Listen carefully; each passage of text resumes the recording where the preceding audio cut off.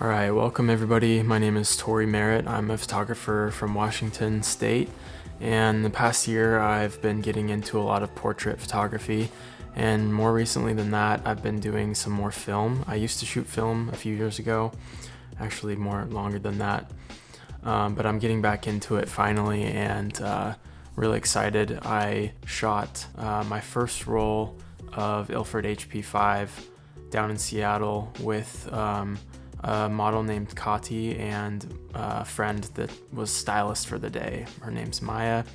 I can link both of their socials down below. So I wanted to give you an overview of what the day looked like for us. We were planning on doing kind of an editorial style shoot on a ferry, followed by more portraits in a marina in Bainbridge Island, Washington.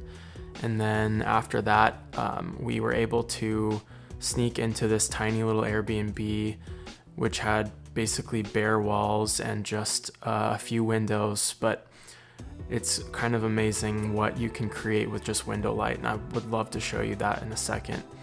So the next thing I wanted to get into was a quick overview. I'll just put some shots on the screen right now of what my digital photos looked like from the day. And then we'll do a quick comparison of what some of the film shots looked like from the day. But something about the film shots really sticks with you.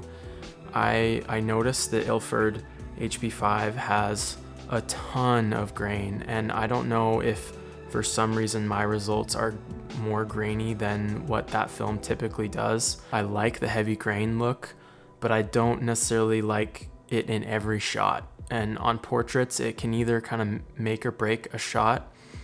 Like some of the shots of Kati, I love them because there's heavy grain, and others I wish it was a little bit higher fidelity, a little bit higher resolution look. So I wanted to clarify that I actually really love grain. I even like pretty dense heavy grain, but there is a point to which I think the viewer starts to focus on that texture more than they focus on the subject of the photo.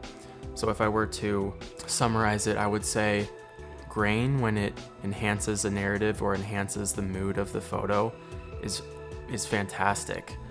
When a viewer starts to notice that a little bit more than they're paying attention to the person in the photo or the environment or the mood, that's when I think I change my opinion on how much grain is useful in a photograph.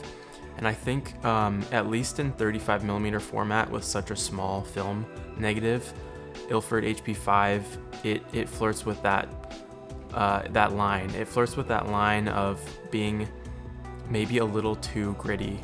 So I wanted to close this video with an idea I just came up with, and that is that I'm finding that HP5 does an amazing job at adding mood and texture and feel to shots that are already strong images. When it comes to shots that are borderline, decent, okay, or average, it almost does the opposite, and the grain almost makes the shot look a little bit amateur. I think it all comes down to when grain is that big and that apparent and that obvious, the thing lying beneath the grain, the actual composition, the mood, the person's eyes, their pose, their expression, I would say that has to be really strong to live under that much texture and noise and still shine through as a good image. When it does, it's fantastic, and that heavy grain look is gorgeous. And when the shot isn't as strong, I think that grain sitting on top of your image, your composition, it does seem to have sort of a chatter that distracts from the shot. And I think that while you might get more hit and miss images with HP5, it trains you to be a better photographer. And I think that's the biggest takeaway from my first roll on this film stock. So I wanted to thank you for stopping by and checking out this video. YouTube is a brand new format for me, and I'm excited to see where this goes. I'm definitely planning on sharing more film, portraiture, digital, some video.